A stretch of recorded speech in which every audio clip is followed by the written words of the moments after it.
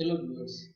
ISM Rajiv के इस weekly analysis में आज हम सबसे पहले बात करेंगे इंटरनेशनल मार्केट की, यानी कि जो हमारा यूएस मार्केट है उसका जो इंडेक्स है उसका मूवमेंट कैसा हो रहा है।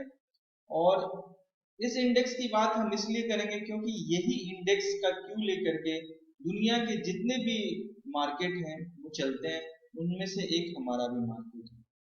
आप अगर बात करते हैं हम डॉ जोन्स की, जिसके चार्ट के अनुसार से जो हम देख रहे हैं तो डॉ जोन्स का जो प्रीवियस हाई था, ये मार्केट उसके प्रीवियस हाई को करेक्शन हुआ था। और ये आपका जो 50 डे का जो ईएमए है, मैंने ये तीन ईएमए लगाया है, 10, 20 और 50 का। तो इसने 50 के ईएमए का ही सपोर्ट लिया था और 50 के ईएमए को सपोर्ट लेकर के ही जो है ये वापस गया है। इसने एक बार फिर से ये दोबारा ये आया था आपका 7वें महीना में 30 जुलाई को, और उसके बाद में जैसे फिर से ये यहाँ से मूव किया है।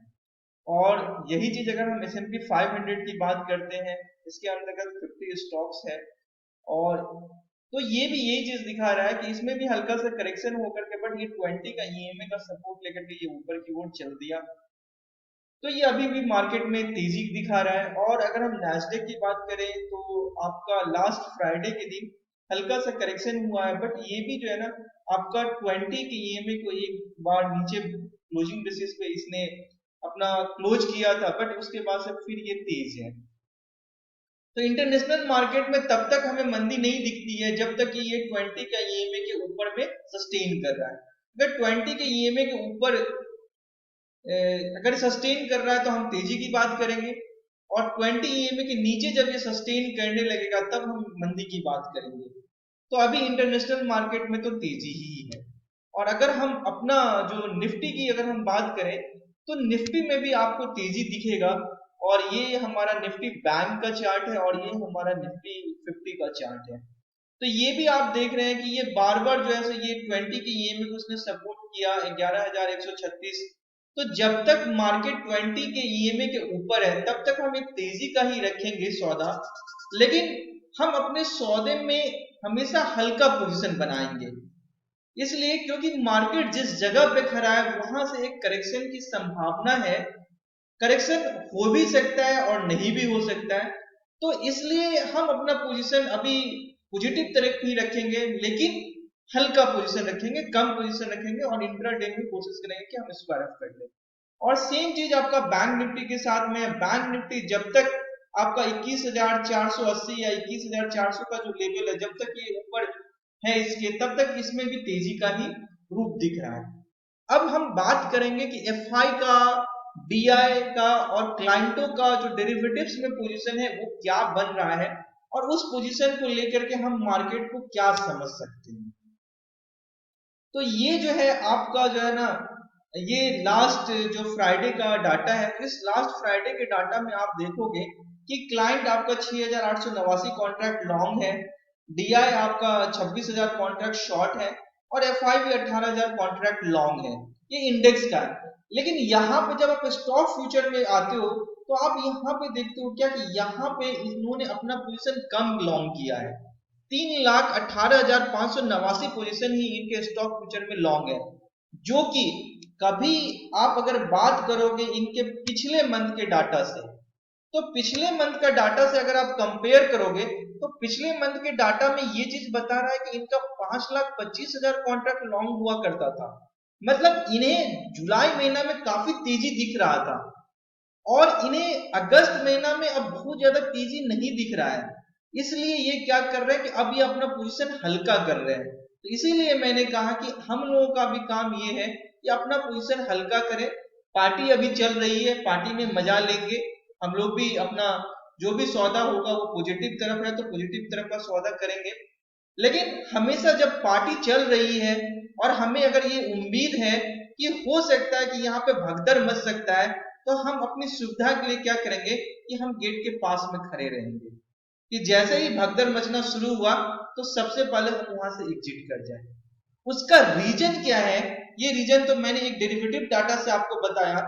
दूसरा एक डाटा जो मैं आपको दिखा रहा हूं, ये डाटा जो है ये आपका डाटा है आपका दिसंबर 2007 का। सबको पता है कि 2007 तक मार्केट में तेजी था और 2008 से मार्केट में एक मंदी की जो स्टार्टिंग पोजीशन हो गई और लगभग वो 2008 तक मंदी रहा था। तो ये आप जनवरी में जब देखोगे तो निफ्टी का जो पीई है, ये नॉर्मली ऐसा बोला जाता है कि जब 18 से 22 तक का जब पी रहता है तो मार्केट फेयर है, जब 13 और 14 के पी पे रहता है मार्केट अंडर वैल्यूड हो जाता है, और जब आपका 28 27 के राउंड में पी रहता है तो मार्केट ओवर वैल्यूड है। तो मतलब मार्केट में पार्टी चल रही है, कभी भी भगदड़ मच सकता है। तो अगर आप देखोगे जनवरी 2007 की बात मैं कर रहा हूं तो ये पी आपका 21.48 था, और इस पी को जब अगर हम देखते हैं कि ये पी आपका जब दिसंबर 2007 में जब गया था तो ये अपने ऑलमोस्ट हाई लेवल पे चला गया था। इसका जो हाई लेवल जो था वो आपका 27 के राउंड का ये पी था। तो मतलब ये ओवर वैल्यूड हो गया था और उसके बाद में मार्केट करेक्ट होना शुरू हो गया था। अब हम अभी की पी की बात करेंगे कि अभी मार्केट का पी क्या दिखा रहा है। अगर आप देखेंगे कि मार्केट जो जनवरी में जो था, जनवरी के बाद से मार्केट में करेक्शन आया और उस करेक्शन में बहुत सारी चीजें थी। एक तो आपका जीडीपी का ग्रोथ भी घट रहा था, दूसरा आपका कोरोना का भी इंपैक्ट आया। तो आप देखो कि जनवरी में मार्केट ने ये चीज बता दिया था कि हम अपने almost life time high P पे खड़े हैं, मतलब मार्केट ओवर वैल्यूड है। तो यहां से जब देखोगे तो आपको 28 पे पी दिखेगा, और यहां से जब हम नीचे आते हैं तो 28 के बाद में जब कोरोना को लेकर के जब ये करेक्शन शुरू हुआ था तो एक टाइम ऐसा भी था कि ये पी जो है आपका लगभग ये आपका मार्च में जब आप देखेंगे तो ये 17 और 18 के राउंड में ये पी चला गया था। मतलब ये अंडर वैल्यूड हो गया था। जब हम 8800 की बात करते हैं या 7700 8000 की हम बात करते हैं तो वहां पे ये मार्केट जो है सो आपका अंडर वैल्यूड हो गया था, तो लोगों ने वहां पे माल खरीदा और वहां से फिर मार्केट ऊपर चलना शुरू हुआ। तो अभी के टाइम में अगर आप देखोगे तो अगस्त का जो पी है वो 30 के पी पे खड़ा है। तो 30 के पी पे खड़ा है तो मार्केट यहां से 35 के पी पे तो नहीं जाएगा, मार्केट यहां से नीचे आएगा, लेकिन कब आएगा ये सबसे बड़ा मैटर है। तो हमारा काम ये है कि अभी हम भी पार्टी का मजा लें, पार्टी का आनंद लें, लेकिन हम गेट पे खड़े रहेंगे क्योंकि बॉम्ब ब्लास्ट तो होगा, और बॉम्ब ब्लास्ट होगा तो उस धमाके में हमें अगर अपनी जान बचानी है तो हम अगर गेट पे खड़े हैं तो बहुत आसानी से हम भाग जाएंगे, बच जाएंगे। ठीक है, तो इसलिए मैंने कहा कि अभी पार्टी चल रही है तो पार्टी में मजा लेंगे, लेकिन संभल करके और अपना पोजीशन हल्का रखेंगे। एक चीज ये, दूसरा चीज ये मैं आपके साथ में शेयर कर रहा हूं कि हम लोग अब जो है अपना एडवाइजरी का जो कॉल जो है वो स्टार्ट करने वाले हैं।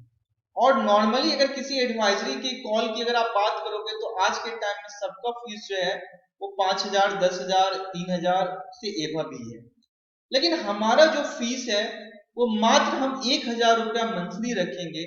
उसके पीछे में रीजन ये है कि हमारा कोशिश ये है कि हर एक व्यक्ति जो इस मार्केट में पैसे कमाना चाहता है, जो सीखना चाहता है, अगर कोई हमारे पास में सीखने के लिए आना चाहता है तो हम उसे पढ़ा करके सिखाएंगे और उसे हम अपने यहाँ नौकरी भी देंगे।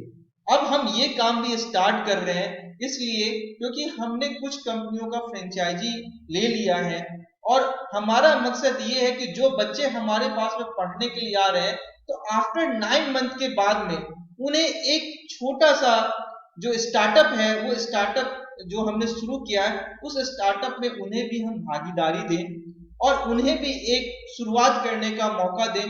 हो सकता है कि स्टार्टिंग में उनकी सैलरी बहुत ज्यादा हम नहीं दे पाए, लेकिन कम से कम इतना जरूर होगा कि वो आराम से पटना में सरवाइव कर सकते हैं। दूसरा चीज ये है कि जो जो वो आगे बढ़ते जाएंगे क्यों तो उनकी सैलरी भी इंक्रीज होगी, प्लस दूसरा चीज ये है कि इस मार्केट में और भी बहुत जगह अपॉर्चुनिटी है, वहां पे कोई फ्रेशर को लेने के लिए तैयार नहीं है। तो जब वो हमारे यहाँ 6 महीना साल भर काम करेंगे तो वो किसी कंपनी में जाएंगे तो उनको एक्सपीरियंस होगा, तो उस एक्सपीरियंस के आधार पे उन्हें अच्छी सैलरी मिलेगी। अब जो हम बात करें एडवाइजरी की, उस एडवाइजरी में हमारा चार्ज 1000 रुपया है, यानी कि 25 दिन 22 दिन 20 दिन 22 दिन का ट्रेडिंग होता है, तो लगभग 50 रुपया का आपका डेली का कॉस्ट है। और आपके साथ में मैं इसलिए ये चीज शेयर कर रहा हूं क्योंकि मंडे को हमारा जो कॉल था वो कॉल था हमारा इक्विटास का था, और हमने इसे सेल किया था और हमने इसे 47 रुपया 50 पैसा पे कवर किया।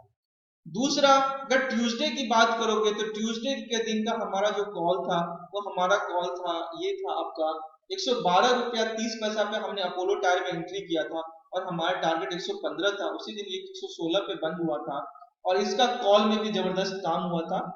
और तीसरा दिन जो हमने काम किया था वो बुधवार के दिन काम किया था, तो बुधवार के दिन हमने हिंडाल्को में एंट्री किया था। हमारा टारगेट एंट्री पॉइंट जो था 168 का था, और हमारा टारगेट 171 का था, और अगर स्टॉप लॉस ट्रेल करता कोई भी तो ये 177 तक के अराउंड में गया था। अब अगर हम बृहस्पतिवार की बात करेंगे तो बृहस्पतिवार जो हमने काम किया था वो हमने अरविंदो फार्मा में काम किया था। हमारा एंट्री पॉइंट जो था वो 883 के राउंड का था, और हमने स्टॉप लॉस ट्रेल करते हुए 905 पे जाकर के अपने सौदा स्क्वायर ऑफ किया था। और अगर हम बात करते हैं लास्ट यानी फ्राइडे के दिन बात करते हैं, तो फ्राइडे के दिन जो हमने काम किया था वो हमने टीवीएस मोटर में काम किया था। हमारा एंट्री पॉइंट जो था वो 424 के राउंड था, और ये एक बार हमें दो बार हमें मौका दिया था, ये 427 तक गया था, हमारा टारगेट 428 था, बट क्लोजिंग बेसिस पे ये 421 पे बंद हुआ था। लेकिन हमें अपॉर्चुनिटी मिली थी, या ये भी आप बोल सकते हो कि हमारा स्टॉप लॉस 420 का था, तो ये किसी ने अगर लॉन्ग करके रखा था तो उस दिन स्टॉप लॉस हिट हो गया। तो कोई नहीं, अगर 5 दिन में अगर आपके 3 दिन 4 दिन का कॉल अगर आपका सही है, आपकी विनिंग रेशियो अगर 60% 70% तक अगर जा रही है तो कोई बुरा चीज नहीं है। और अगर हम मार्केट में 100% अगर सही हो जाएंगे तब तो हम भगवान हो जाएंगे। तो भगवान तो कोई रहता नहीं, हम तो इंसान है, और इंसानों के अंतर्गत फियर और ग्रीड ये दोनों चीजें मौजूद होती हैं। तो हमारा काम क्या रहता है कि उस फियर एंड ग्रीड के पे कंट्रोल रखना, और उस कंट्रोल पे रख करके इस मार्केट में काम करना। तो अगर किसी को लगता है कि उसे एडवाइजरी लेना है, तो उस एडवाइजरी के लिए जो भी हमारा आप साइट पे जाएंगे ism.info, तो उस पे आपको जो है सो हमारा मोबाइल नंबर मिल जाएगा, तो आप कांटेक्ट कर सकते हैं, आप व्हाट्सएप कर सकते हैं उस नंबर पे, आप ईमेल कर सकते हैं, तो उसके माध्यम से आप हमसे जुड़ सकते हैं। और दिन में जो है सो हम जो है आपको मॉर्निंग में हमारा इंस्टीट्यूट का फेसबुक पेज है, तो उस फेसबुक पेज पे अगर आप जाएंगे तो मॉर्निंग में हम जो है सुबह 7:30 से 8 बजे में हम जो है रिसर्च जो है जो हमने किया है उस दिन के लिए वो हम अपडेट कर देते हैं। तो एक्चुअली होता क्या है कि ये रिसर्च जो है हमारा लास्ट डे के अनुसार से बेस रहता है। तो कभी कभी ऐसा होता है कि बहुत सारे स्टॉक तो इंट्राडे में हिट कर जाते हैं टारगेट, और कुछ स्टॉक ऐसे भी होते हैं जो टारगेट नहीं हिट करते हैं। तो उसका रीजन ये होता है कि मार्केट जब खुलता है तो उसके बाद में बहुत सारा सेंटीमेंट चेंज होता है, तो जिसकी वजह से कभी कभी ऐसा भी होता है कि कुछ स्टॉकों का टारगेट नहीं भी हिट होता है। तो आप जो है ये हमारा पेज देख सकते हैं, और इस पेज पे आप जाएं तो आपको पता चल जाएगा कि उस दिन का क्या हमने रिसर्च करके स्टॉक डाला है। That's all, thank you.